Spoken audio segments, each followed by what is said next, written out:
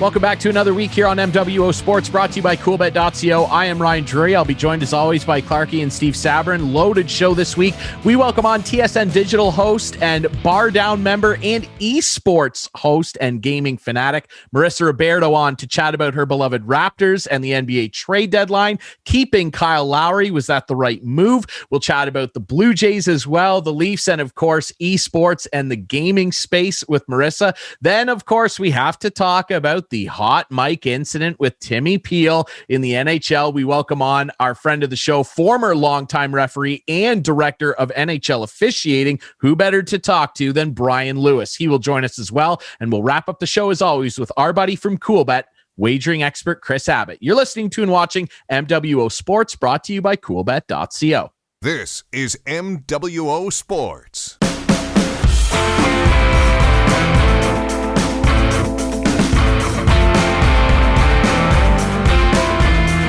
Welcome back to another week here on MWO Sports, brought to you as always by CoolBet.co. I am Ryan Drury. That is Clarke. That is Steve Sabourin. We're very pleased to be joined by another great special guest and hopefully future friend of the show, Marissa Roberto from TSN Digital and, of course, Bar Down as well. Marissa, how are you? I'm so excellent. How are you? Kyle Lowry stays. He stays. So I am doing okay. Powell went. Is that right? Powell went? Yeah. Well, Powell is gone. Yes. Norm leaves. Let's dig right into that since you brought it up. I'd love to get your feelings on that. Obviously, the Raptors, a busy trade deadline day. Norm Powell leaves, obviously, to Sacramento. And, of course, they make a couple other smaller deals. Davis and Thomas both out for future second rounders, which I actually thought was a decent haul given the players leaving. But Kyle stays, like you said. And there were a lot of rumors that he'd maybe want to go home to Philly. The Lakers were looking at him because of their injuries. Miami was hot to trot, apparently, too. Yeah. I guess, first of all, what's your impression of Kyle staying? Obviously, I'm assuming you're a fan of the move? Well, it's just one of those things where it's bittersweet. Like, yes, it's amazing because I love him so much. I just think he really is the GOAT, right? Like, we just love him here in Toronto. I just feel like what's going to happen at the end of the season?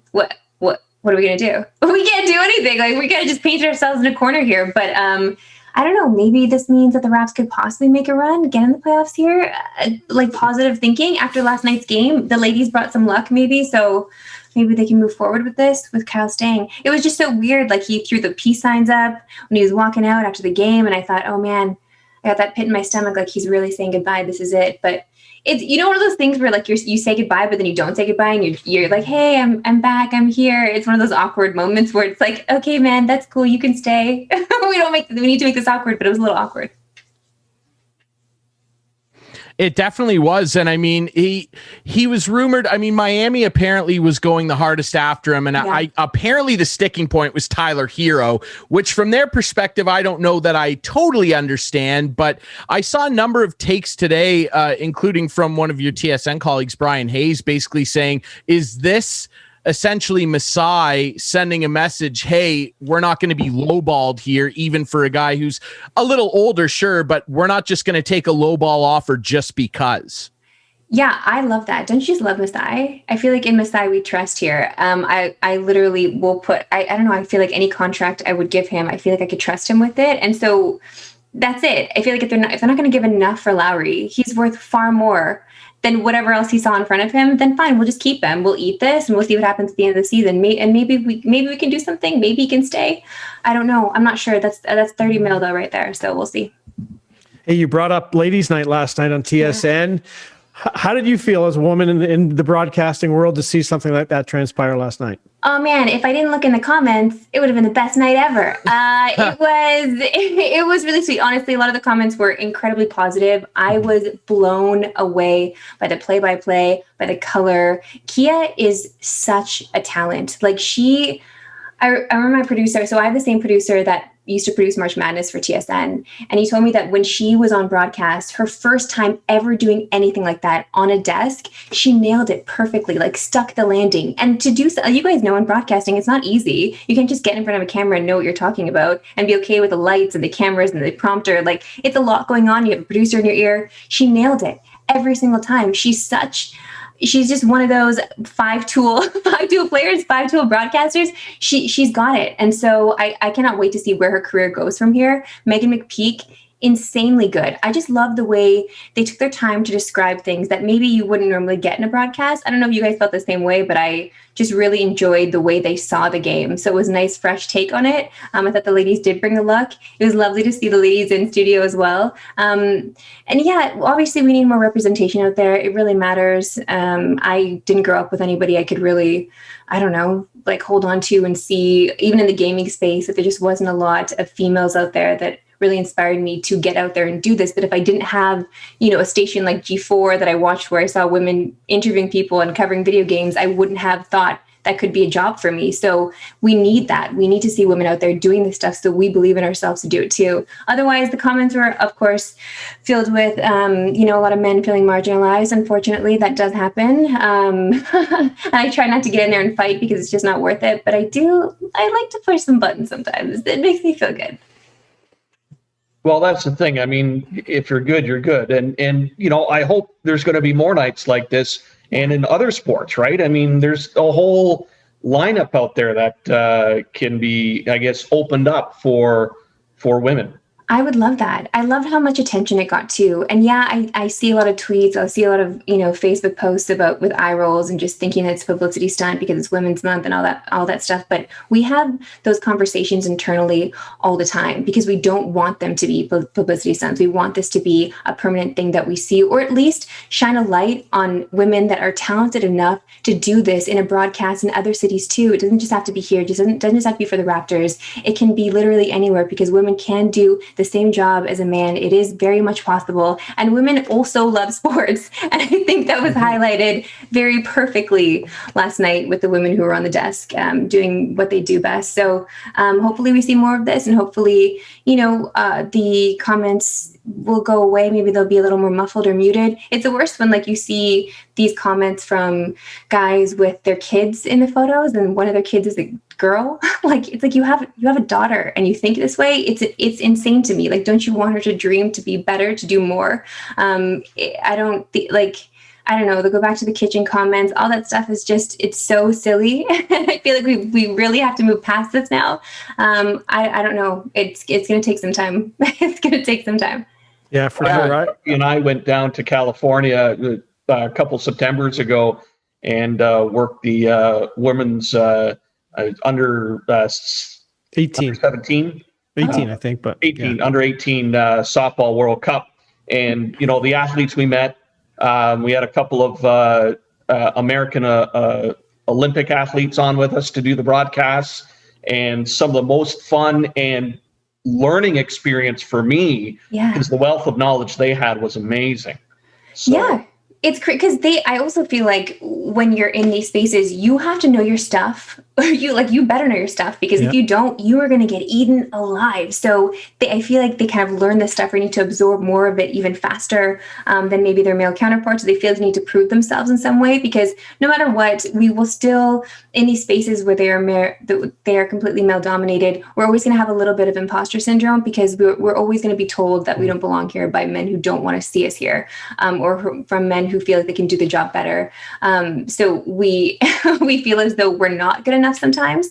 That happens a bit where you're studying maybe more than you need to. I remember when I first got into even just the gaming space, or if I was going to do an interview or something, I would have notebooks filled with notes. I didn't need it. Once I get into the interview, I'm not even looking down, but it's just the preparedness that you feel like you need to have just in case your back is up against the wall and you're being challenged in some way. Yeah, I've worked with, I was at Leafs TV for 14 years, and Jody Vance and Andy Petrillo, who's now on TSN, doing a great job. So great. She was with us for a long time as our reporter. Friend of the show. Friend of the show as well. Yeah, she's been on our show a few times, and we're ready to kick Ryan off this show, Marissa. If you do want to, oh, did I say that out loud? Was my mic hot there? I'm sorry, but anyway, I want to know, Marissa, Tim. Exactly. We'll talk about this more with Bryan Lewis coming up in our next segment, and I can't wait for that. But Marissa, tell us more about you. Where'd you grow up? How'd you get into sports? And then how'd you get to TSN? Yeah, well, I grew up in Saskatoon, Saskatchewan. This is my frig, yeah, but this is just my shout out to Saskatoon, City of Bridges. Yeah, I know that's also Pittsburgh, but it's also Saskatoon. Okay, City of Bridges in Canada. We have like 8 bridges now. So, I came to Toronto when I was 18 to, well, I got into Ryerson for their theater dance program, so I did that for a little while. But it was a rough life, dancing all the time. Like I used to competitively dance, and it's hard on your body. So I left that. I didn't know what I was going to do with my life, but I started working at the Rogers Center behind home plate serving. And I fell in love with baseball. That was the first experience I had with really sitting there. And of course, like you're so close and you get to know the players. So this is when it was O-Dog, Aaron Hill, Eric Hinsky, Doc, like on the mound. I just feel like it was such a golden age for me to be getting into the Blue Jays. I just love that team so much. Frank Catalanato, my goodness. It was one of those serendipitous moments for me as well, where I just felt like I need to surround myself with this. I became obsessed with baseball. I wanted to go see every ballpark possible. I went to Cleveland and I wanted to be a part of Grady's Ladies because Grady Sizemore was a deal. And I started wearing an A's hat. I used to be obsessed with the A's as well. Just because I love their uniforms. There are just different things about the sport that I loved so much that I just needed to absorb myself in. At the same time, so when I left home, I left all my video games behind, but I was very much a gamer at home because my parents were very strict Italian. I'm the oldest girl. They wanted to keep me home and sheltered, away from boys and sleepovers and all that stuff. It's just very strict Italian family. So they kept me home and I didn't complain because they would just buy me video games. I left those behind, but then when I was starting to work at the Rogers Center, I got a GameCube for my boyfriend at the time because he knew that I liked video games. And so my entire summer was just watching baseball and playing Super Mario Sunshine. And it was the best summer of my life. Like I just needed to make sure that I could somehow keep this in a box somehow. So I went to journalism school. I knew that I'm not smart enough to make these games or good enough of an athlete to play these games. So I needed to somehow be in this space. And I figured talking about all these things as a journalist would provide me the life that I maybe wanted. So even though being a journalist in Canada, as you know, is not that lucrative. Okay, it's not that lucrative, but if you love what you do, your day will be filled with joy. So I went to journalism school. I got into reviewing video games. I got a gig on a TV show called EP Daily and another one called Reviews in the Run. And I would review mobile games and I would start to review console games. It was the best gig ever. I would just travel the world and meet different developers and go to E3 and Comic-Con and all that stuff. It was just a geek's dream come true. And I loved every second of it. And then when that show ended, I got into esports and I started hosting different esport events.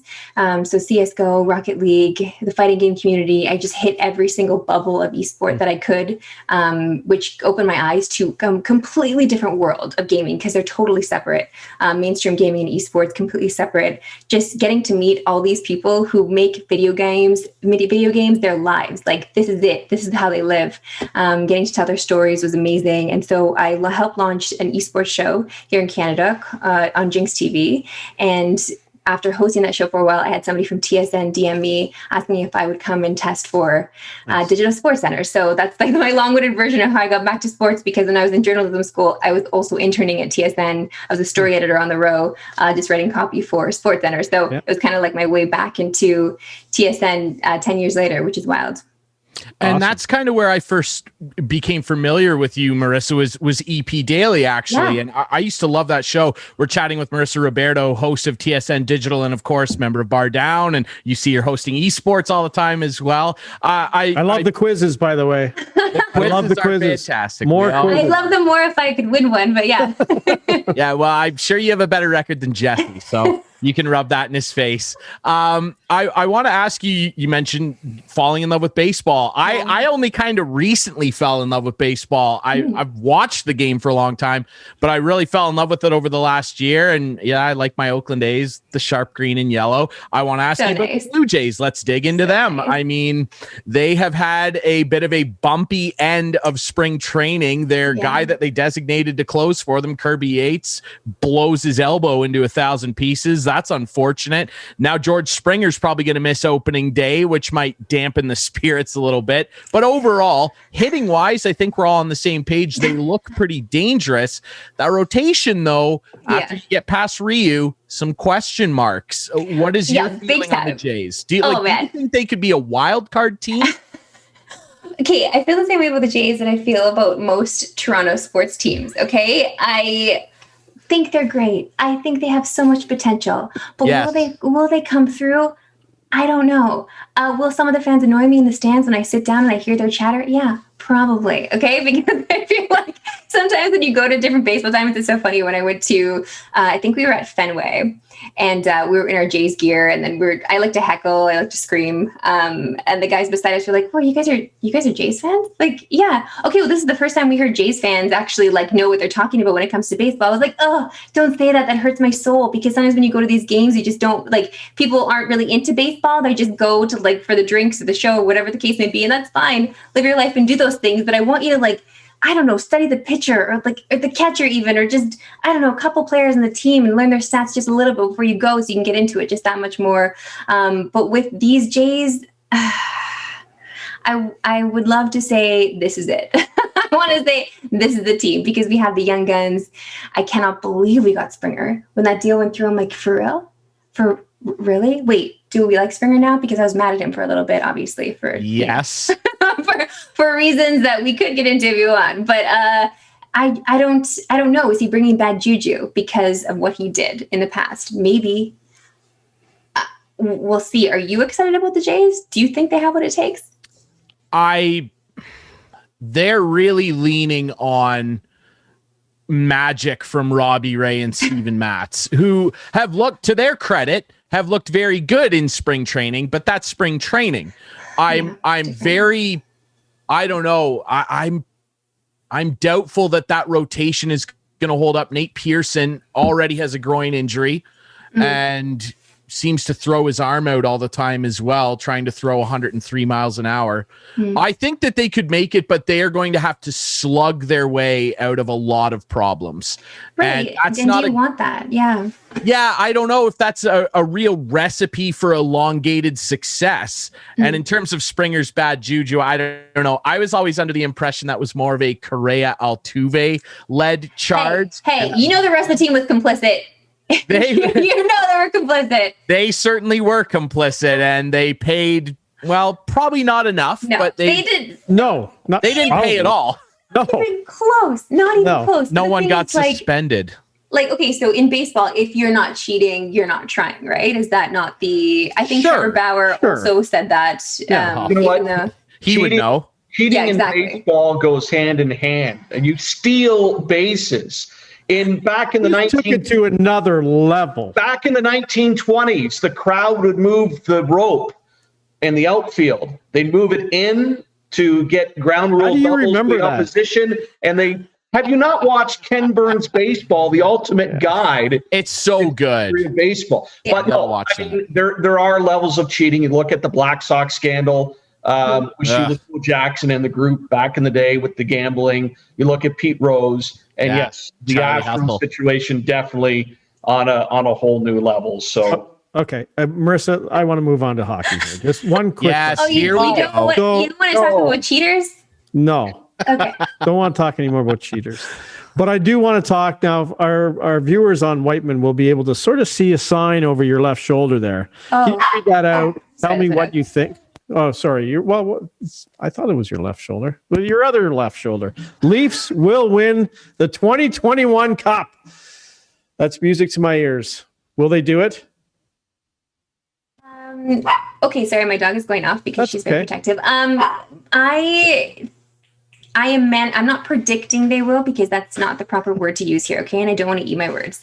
I am manifesting that this is the Leafs year. I've been, I light a candle. I lit this candle tonight because there's obviously a game, Leafs versus Sens. Okay, 7th one. This is a tiebreaker. We'll see how it goes. Matthews, it might be a good night for Matthews. Okay, just throwing that out there. But when it comes to this year in particular, I just feel like I said, for Toronto fans, half of us are annoying and half of us are realistic.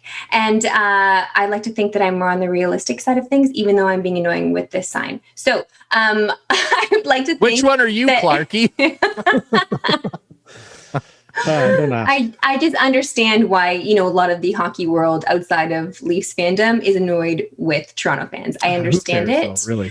Sure, I just like to empathize. I like to empathize with others and be like, yo, sure, okay. I get it. I get where you're coming from. So because of that, because we are the way that we are, and I only say this because I used to work at the Air Canada Centre, and I used to deal with a certain type of Leaf fan often.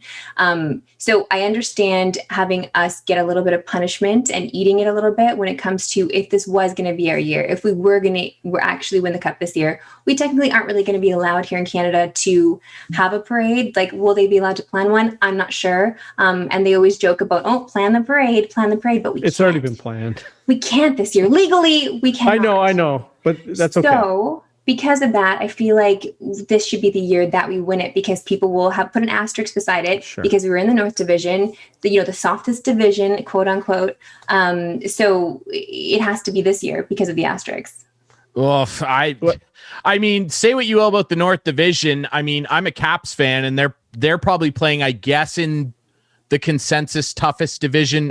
Sure, that division with like Florida and Chicago and Dallas in it is pretty bad.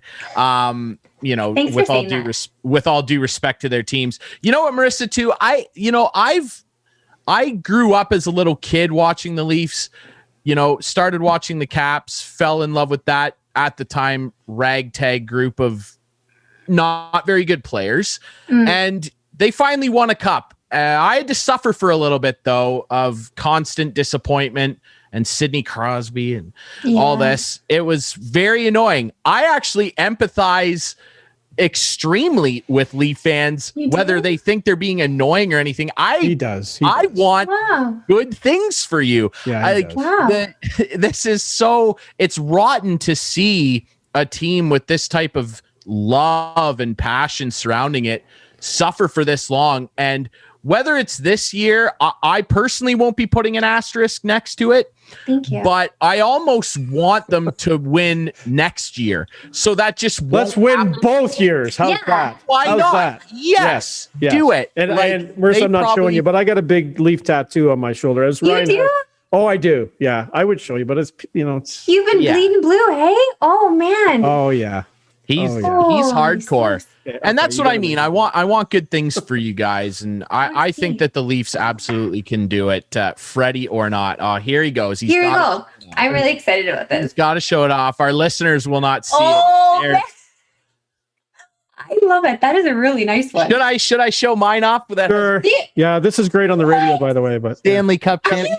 I got the I promised my mom I wouldn't get a tattoo until the Caps won the cup, and they did. So unfortunate for you, Mom. I feel like such a pleb right now. You're not a pleb. You have a sign. You like candles. I like candles, and I have a sign. I didn't permanently ink my body with my fandom. You guys, you're really making me look like I don't know. I haven't done enough as a fan. Next time you're on, you better pick it up a little bit and show. We'll do it live. I'll get it. I don't even want to say that if at least in a couple get a tattoo, because my mom will absolutely murder me. Don't say that. I've said that for 45 years, and I finally said, screw it, I'm getting one now. Yeah, and that's a real fan, Clarke. Yeah, exactly. Good for you, right? Yeah. Marissa, I'd love to ask you one last thing. Obviously, we've referenced it before. Your love for video games. I mean, I grew up loving video games. Most of my friends did. And, we would have killed to have, some of our friends that were girls, our girlfriends growing up, want to play games with us, and it's refreshing to see. Like I said, I remember watching you on EP Daily. That was the first time I was aware of you. And I just thought, this is great. And you know, it's bad enough the sports landscape. I feel like the video game landscape can be even more toxic. Yeah. It's bad. Especially around sports games. But yeah. What overall though, what's your experience been like in that? And what was one or two games when you were a kid that really, really drew you into the medium? For me, it was Crash Bandicoot. Oh, you're a Crash boy, eh? Well, my dad had a Super Nintendo. He had the original NES. Nice. He didn't play it. My parents were never into, it's crazy. I got into this life of sports and video games. My parents are not into sports or video games. So, they bought us, I remember, an N64 this one year for Christmas, and that was it. That was everything for me and my brother. We'd play Mario Kart endlessly. We'd play GoldenEye, just slappers only. We had a Sega Genesis. We played like Aladdin and Streets of Rage, and just like the beat 'em ups. Oh man, I'm obsessed with beat 'em ups. I'm so excited, but there's a new Ninja Turtles game coming out, a new beat 'em up. I'm so pumped about. If you played like Turtles in Time or even like Castle Crashers, you know the vibe. I just became obsessed with, I don't know, the joy of it, just completing a task. I was kept at home with video games, right? And my brother had a Game Boy. My parents got me a Game Gear because I thought maybe I'd be able to have a light. It lights up so I could play in the dark. It didn't work out that way, guys, by the way. You need 6 AA batteries, so I always need a plug. I need a plug that works. They wouldn't die all the time. The worst. But I didn't truly... like it was in my adult years where I played all that Super Mario Sunshine. I was obsessed with it, just fell in love with not just the graphics, but the story and how much time and effort goes into these games, because you don't really take that into consideration when you're a kid. And then getting to play a role-playing game like Skyrim, Oblivion was my first taste of the Elder Scrolls series, and that was what really blew my mind. And I just felt like, man, I need to somehow constantly be living in these spaces. I love just taking time off work and like wrapping myself in a blanket and just putting a pot of soup on, and that's gonna be my feeding trough for the week. And I'm just gonna play an RPG. I don't know. It's kind of a fun space to live in and get lost in. I feel like video games help so many people go through whatever it is they're going through. There are different stories that they can follow along with. There are puzzles. It helps keep couples together. I always say couples who play together stay together. There are different games that you can get into. There's always something for someone. And even now, like the stats are out there that it's really 50-50 for male and females playing video games. And yes, they take mobile games into consideration, but mobile has incredible games in it now. I know a lot of people don't think of that as a platform for video games, but it truly is. There are some great games that you can play on your phone that we all own right now. So because of that, I feel like the space has gotten a little more balanced. Yes, it's still completely male dominated for sure, but I'm meeting so many incredible women in every single scene, in the esports scene, community management side, people that are producing games, people that are writing for games, just so many women that are able to make this space shine with their own unique twist or spin on it. Just so many different voices of diversity as well that you're seeing in this space now that it took some time to see. When I was first getting into this world, E3 had just gotten rid of booth babes. They just got rid of booth babes. And that was just like 10 years ago now. So we had a lot of catching up to do when it comes to equality in the space and not just pandering to the male gaze. But I feel like there have been a lot of strides. We're getting there. I feel like women are feeling far more welcome now. You're seeing a lot more streamers out there too. Just girls dominating even in the esports space. There are now co-ed teams that are happening. If you look at a game like Valorant, there are even all women teams coming out too from different esports orgs. So we'll see. We just need representation. Girls growing up didn't think that they could play video games because it was always a boys thing, right? They were always separated. It was labeled like pink or blue. You have a pink or blue job. You have a pink or blue hobby. But now it's just neutral. Everybody can do anything. So if you want to play video games, play video games. Just because you're not a boy, that doesn't mean you should stop. Well, not only that, but I mean, the female, lead character or, the hero in a lot of games now, right? And you're seeing it's just not Chun-Li as the one fighter. You've got, a lot of other characters kind of trailblazing the way. You mentioned GoldenEye. Yeah. Yeah, that was almost the end of my wedding party back in the day. Oh, no. Because, there was a group of us that wanted not to use the golden gun in that play where it's the one-shot deal. And, yeah, it was Yeah, don't you? Why did you want to use Golden Gun? Don't use Golden Gun. You can't use Golden Gun. We all know this. Yeah, it's a rule. You can't. It's so rude. Turn it off. And everyone's screen peeking too, like you're seeing when your buddy's in the vents, like you're just waiting for him to come out. Can't do it. Can't do it. Okay, I feel real old right now. Yeah, sorry, Clarke. Where's my Doom? Well, okay, but Doom Eternal, like we know Doom. There's a good Doom out. I don't think Clarke could handle new Doom, Marissa. I don't think that's going to go over well. He can't. I had the original Nintendo, and my buddy had in television. Oh wow! In television, wow. It was awesome. Coleco in television. Baseball was amazing.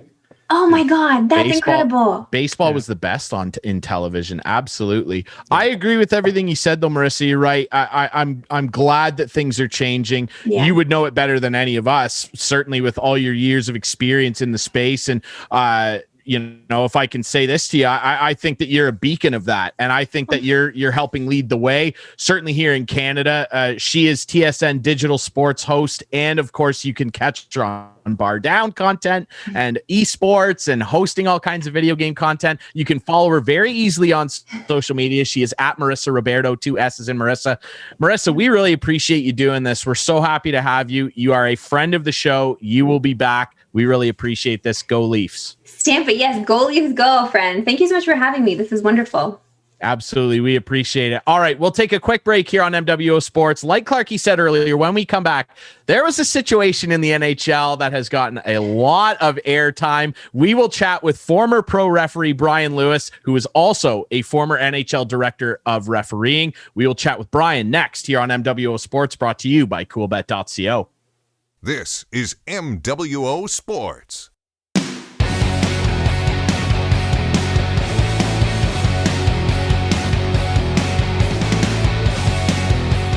Welcome back to MWO Sports, brought to you by coolbet.co. Ryan Drury still alongside Clarke and Steve Sabourin. We're very pleased to be joined by longtime pro official and former NHL director of officiating, Bryan Lewis joins us. Bryan, how are you? I'll tell you what, I'm doing good. Where it's fine. You know, there's some inconveniences, but from a Bryan Lewis perspective, awesome. That's good to hear. Obviously, we have to dig into a sticky situation, I guess we'll call it, for the NHL. Obviously, everybody well aware now of the incident that occurred with a hot mic with longtime official Tim Peel in the Nashville-Detroit game the other night. I guess first things first, Bryan, as a former official yourself with plenty of experience dealing with NHL players and everything that goes on in a game, and being the director of officiating, of course, as well, what was your impression of what happened? And did you feel that the punishment levied against Tim Peel by the league was appropriate, or would you have liked to have seen the league take a little bit more responsibility on their part? Allow me to answer the last part first. Okay. And at the end of the day, I'm involved in politics, and whether you're in the media or whatever have you are accountable for the words used, the language spoken. And that doesn't matter where you are. And in this day and age, maybe not when I referee, but in this day and age, never mind the fact officials have microphones on. They turn on, turn off with a little flip of a switch. Maybe they get bumped. Maybe they get turned on when they shouldn't be. There's a whole bunch of perhapses. But by the same token, years ago, there were no microphones around the building.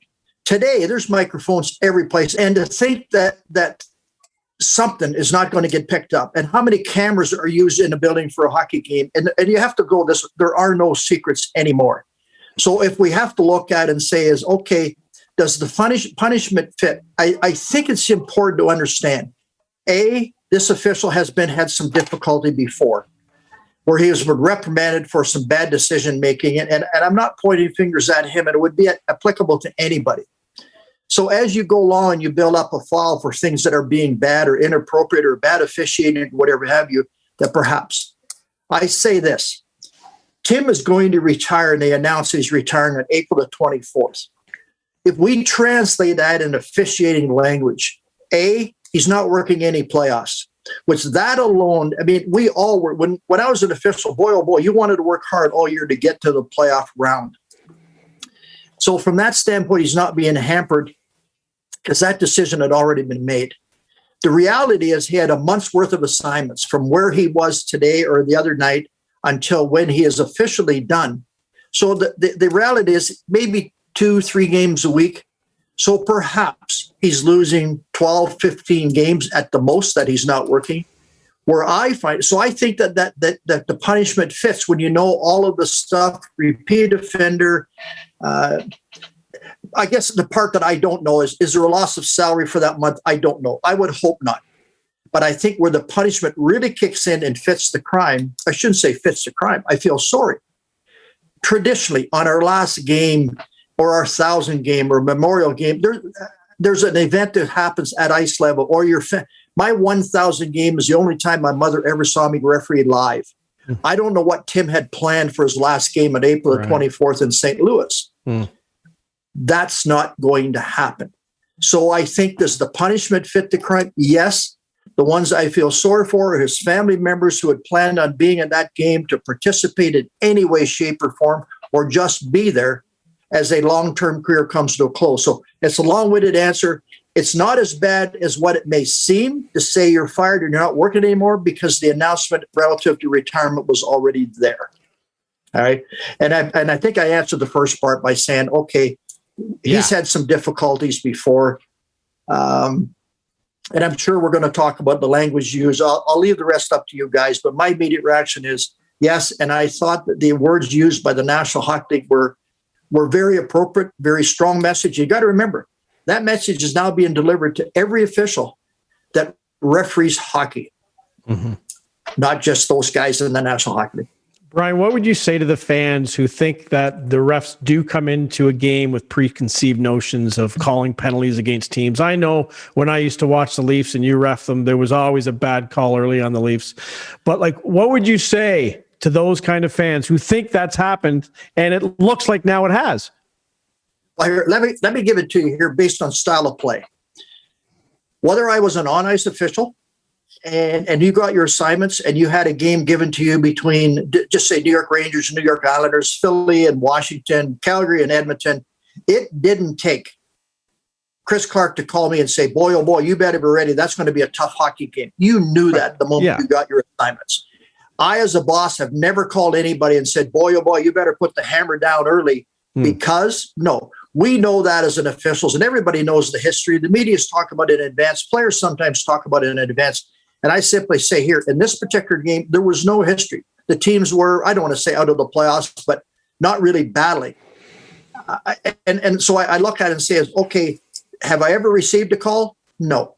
And have I ever given a call? No. So the style of play will dictate whether I do or I don't have to work. And let's go right to this game here. There was nothing going on. They were playing hockey. And a marginal penalty does more to upset anything than what it does. So a long-winded answer to your question, Chris, no, we're not looking for anything.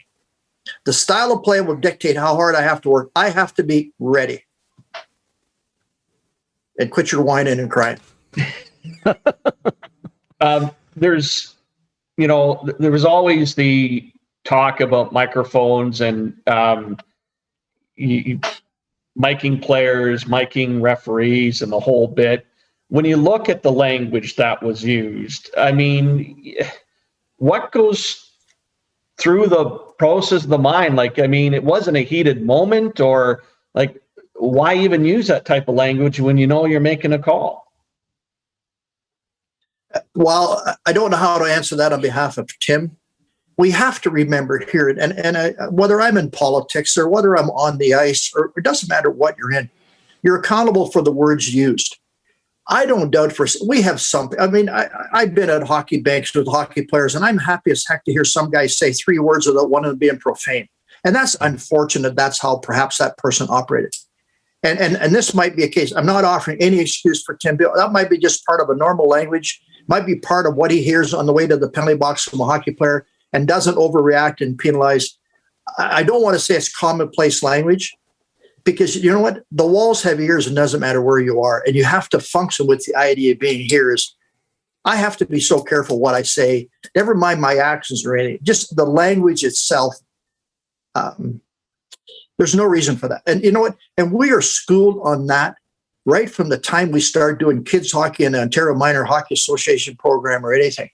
That type of language on the ice level is not acceptable. That type of language in the public forum is not acceptable. Go lock yourself up someplace else if that's what it is you want to do. You have to be accountable for the language used. And I can't support and say, well, it's okay. It's hockey talk, whatever. No, it's not. Not acceptable. We're chatting with longtime pro official and former director of officiating, Bryan Lewis. Bryan, I want to ask you about a term that has been thrown around a lot this week since the incident, and that is the term game management. That is a term that's been talked about an awful lot, and it kind of ties in with what Clarke asked you a little bit. Where does this term come from, in terms of officiating? You hear it in hockey a lot. You've got to manage the game and make a certain call at a certain time. That's what the notion seems to be after this incident and among a lot of fans, that there's this notion of, well, I'm going to manage this game a certain way. You mentioned it. You go into Calgary, Edmonton, you know what type of game you're going to go into. Whereas a game like Tim Peel just refereed, Nashville, Detroit, those two teams historically aren't really, head-to-head battling a ton. Where does that term come from, and is there any credence to it in the NHL? Yes. Next question. No, allow me to give it to you this way, and I don't want to make light of it, and it isn't. Game management is one of those cases here. Our hockey games are filled with a ton of 1-minute penalties.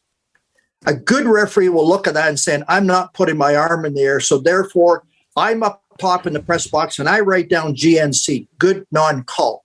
Mm-hmm. A referee who may be struggling and using bad judgment puts his arm in the air, puts a guy in the penalty box, the other team scores the winning goal, they win on a power play on a bad or poor quality penalty. That's bad game management. Now, go back to what I said a while ago. If you've got those two teams that you said historically are tough, my game management might be as I want to be ready. It still has to be a penalty. It still has to be worth 2 minutes. You can never give a hockey player a penalty for thinking, but by the same token, we don't want that. Those marginal penalties do more to upset and disrupt. So that's it. You know a word I'd sooner have you use? Integrity. Mm-hmm. Bryan, what do you think of the game nowadays? Sometimes I'm watching and the guy touches a guy's stick and he gets a penalty. These sticks are exploding all over the place all the time and they get penalties anytime a stick breaks and you touch it. But then a guy can stand in front of the net and take 10 cross checks to the back of the neck and nothing is ever called. I don't understand that. Why is it that way? I wish I had a clear-cut answer for you, but to say that, part of it, when times changed after the strike, it was, okay, we have to clamp down on the clutching and grabbing and the holding, and we want the excitement for the fans is to see player X skate up and down the ice and not be hooked and held. And I'm as much fault as the next guy. I took the approach. This has to be a scoring foul. We get accused of putting our whistle in the pocket. I'm waiting for you to bring that up again. Here we are in the third period, the score's 2-2, and Lewis calls nothing. Let's give the players credit for playing differently. What they're doing in that part of the hockey game is not what they did in the first part. Mm-hmm. So I look at it here and say, okay, now they want it that if the stick is on, stick-to-stick contact shouldn't be a penalty. But if it comes up on the glove, they've said, hey, call it. And in fairness to the officiating business, to the National Hockey, they've provided teams with pictures, don't do this, don't do that. So if you run the risk of bringing your stick up or swinging your stick in a manner or whatever it is, the one in cross-check in front of it, we looked at this years ago, not only this from the standpoint of, I'm going to ask you, Kris, the next time you look at that, what is the attacking player doing? I'm a defensive player. There's nothing in the book that says I have to move to let you come and be in front of my goalie more. It's who's there first? I am. Now it comes into is how hard is he using that stick? Is he using it to push the guy away? And I just say this. We have a lot of players get touched in the back, whether it be with a bag of marshmallows or a hockey stick, and go down as if they've proverbially been shot from up. We have to look at that overall, and it makes it far more difficult. And some players are noted for falling down easy. Mm-hmm. So you put the referee in the corner, he's looking there and saying, is that a push? Is that a shove? Is the attacking player trying to weasel his way in backwards in front of the net? Mm-hmm. That defensive player doesn't have to move. So that's where you get between a rock and a hard place is what is a cross check where it is really a check that hurts because we look at it and say, oh, if you read the rule cross-check, when it says 2 hands in your stick, in the back of the person's body, we look at it and say, how come it is, which is exactly what you've done. And I simply say, here's the referee stand in the corner has to factor in some elements as to why it is or why it isn't.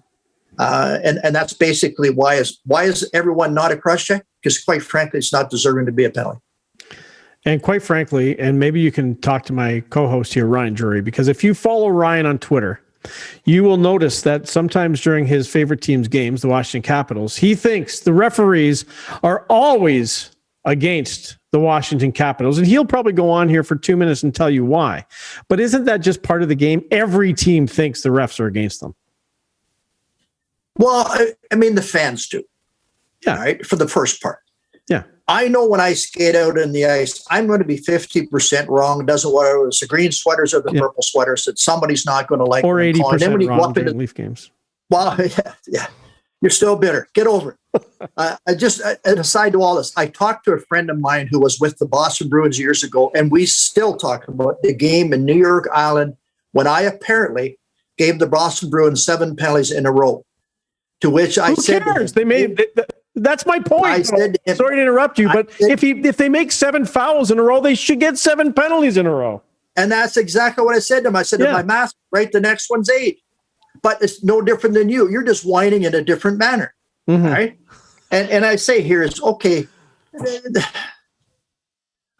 I go out there in my black and white stripe run, I could care less who wins. I want it to be incident free. I don't want to sit after the game and have to write a report. I don't want to have to go to my hotel room and sit there and write a report, whether it's to Clarence Campbell, whether it's to John Ziegler, whether it's to Gary Bettman or whomever. Mm-hmm. There's no fun in that. I'd sooner have the guys come out and play within the guidelines of the rules. And unfortunately, they don't, which means then I have to put my arm in there. I had to go for shoulder surgery to fix it after doing that. Clarke, and then I might add, go ahead. When I'm on the table, the surgeon came out. He had his mask on, and when masks weren't compulsory, and he said to me that they were doing this to my shoulder because of all the bad penalties they called in Toronto. See, exactly. I'm not the only one. Sure. I know I'd follow here. What a story. Clarke, I just add that the only reason I get mad that Washington doesn't get as many power plays because I want Ovechkin to break Gretzky's goal record. Brian, the final thing I'd like to ask you, this has been thrown around a lot too, and they've started to sort of do this in pro soccer a little bit more. There's another talk out of this incident, and I think this might be a bit of an overreaction as well. On what is your opinion on referees being made available to speak to the media after the game? Would anything positive come out of that? Well, we saw someone with a foot in a crease come out and try to explain that one. Well, and he was there for hours to do it too. Yes, you were. Are you done, Mr. Clarke? Yeah, go ahead. Sorry. If we looked at and say, what is the intent of the exercise here by bringing in? The reality is you can do that as a pool reporter comes in because our dressing rooms are not overly big, and you couldn't have 10 or 15 guys in there. But, and I don't want to say at times, we have sent out a clear message as to what it is. Well, we are better off to explain the rule because I've been at places where the press have said, hey, this, and this, that, and in fact, they're wrong. But by the same token, they are deserving of an answer. And you got to understand this. If we're talking here about a referee in a pressurized situation that's maybe first year in the business, 1 year, 2 years, whatever have you, and this is all new to him, and yes, they could be schooled. So if we looked at the veteran guy, the Bob Myers, the Wally Harris, they'd have no problem. But I think it would be an unfair situation to put some of the younger guys in. Now, this is also offered if there's a supervisor in the building. There's an opportunity for clarity is provided as well. So it's not a case of you never get behind my door. I don't know of any sports writer that asked me as an official a very legitimate question that he didn't, in a very professional manner, that he didn't get an answer from me. So I think a lot depends how you present it. So if you're Chris Clarke that you whine and cry all the time, you don't deserving of an answer. I'm laughing because I think the first time I met you was down at Maple Leaf Gardens when I used to sit with Jimmy Holmstrom, and you guys were in the little room there next door. And who was it? I think George McPhee or someone came one day and was pounding on that door for about 5 minutes, and you never opened the door. And I was laughing the whole time. It was fun back then, except when Kerry Fraser's repping. Anyway. Oh, God. Are you done? Yeah. I could appreciate bitterness and being upset. I never once mentioned that I saw Mr. Clarke play goal. Well, no, I shouldn't say play goal. Attempt to play goal. I don't even know why he wore goal pads because nothing was anywhere near him. But I vowed that I wouldn't bring that up today because I thought I'm a little bit more of a pro than that. So, and the other part, I'd say, Ryan, can you get him a box of Kleenexes so he can address the tears that continue to flow? I absolutely will do that. And Clarke and I will go through the whole box awful quick. It'll take one period. Bryan Lewis, long time. Hold on. Just so you know, go ahead. This is a typical referee going back on his word. I'm reading his email now, and he goes, I'll come on tomorrow as long as I can speak regarding your goaltending. So even though he just said he wouldn't talk about my goaltending, there you go. Allow me to give you a quote. I gave a quote to a person today, and this is really applicable to anybody in the officiating industry. And I think people should understand. It was written by, I have it on the back of my business card because I liked it so much. And it came from Mendy Rudolph, a former NBA official who I believe is in their Hall of Fame. Yep. Of course, to be physically fit and mentally alert, possess a keen knowledge of the rules, common sense, consistency. There are other basics such as movement and position to make the calls, the same both at home and away, the first or last period, but most important, to conduct the game with a professional calm and dignity, which conveys a firm, quiet sense of authority. That is officiating in any sport. Well said. Well said, Bryan. Bryan Lewis, longtime referee and former director of officiating for the National Hockey League. We really appreciate you doing this, Bryan. Glad to see you're well and healthy. Keep that up, and we really appreciate you joining us on the show. Thanks so much, Bryan. Anytime, guys. My pleasure. All right, we'll take one last quick break here on the show. When we come back, we will chat with our wagering expert, Kris Abbott, on a number of things, including the NHL gambling scene. Have they seen any effect after Tim Peel's hot mic moment? We'll chat with Kris next here on MWO Sports, brought to you by coolbet.co. This is MWO Sports.